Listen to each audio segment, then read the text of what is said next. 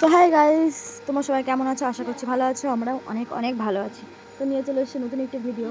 তো জানো বাড়িতে বেবিরা থাকলে কি হয় আর কি, সারাটা দিন তাদের পিছনেই সময় কেটে যায়। আর তাদের এই ছোট ছোট দুষ্টামিগুলো দেখতে এত ভালো লাগে, তো কি বলবো। ওরা সারাদিন যা দুষ্টামি করে সেগুলো দেখতে দেখতেই তো দিন কেটে যায় আর কি। তো দেখতে পাচ্ছ এখন এখানে উনি এখন গামলা নিয়ে খেলা করবে।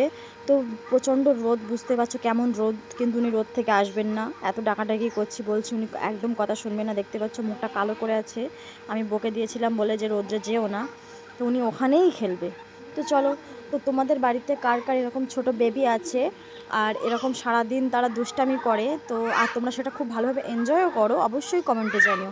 আমার বাড়িতে তো আমার ছেলে সারাটা দিন এইভাবেই, আর ওদের শরীরে একটুও মানে এনার্জি একদমই লস হয় না। আমরা তো একটু কিছু করলে হাঁপিয়ে যাই, কষ্ট হয়, শুধু মনে হয় যে একটু জিরিয়ে নিই, কিন্তু এর কোনো রেস্টের প্রয়োজনই হয় না।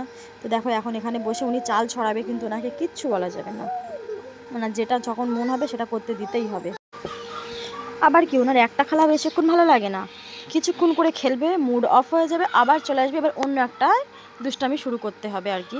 তো সারাদিন তো এইভাবে এখন চলছে আমাদের। তো এখন উনি এখান থেকে নেমে, মানে any time full energy, full charge আর কি। এদের চার্জ একদমই কম হয় না। তো উনি এখন এখান থেকে নেমে আবার দৌড়ানো শুরু করবে আর কি। তো জানো বেবিরা কী করে।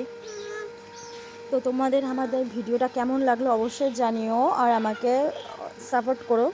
তো ভালো লাগলে লাইক কমেন্ট শেয়ার করো। বাই।